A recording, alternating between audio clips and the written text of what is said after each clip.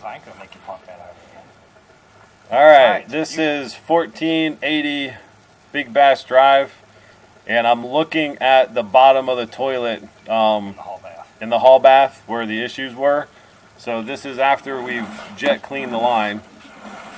And the piece of string you see, that's just some fishing line that I have attached to my camera. That helped me make a turn so I could get up this line from the clean out that we dug up in the front yard.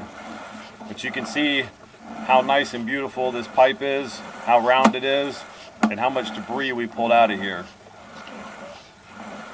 It's by design, it's going to be a little bumpy, so that's just the nature of the pipe itself.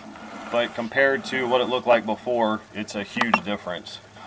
So this is the hall bath toilet, or no, what bath is that? Master? Master. So that's the master toilet. So we actually jetted to that one as well while we had the jetter in here.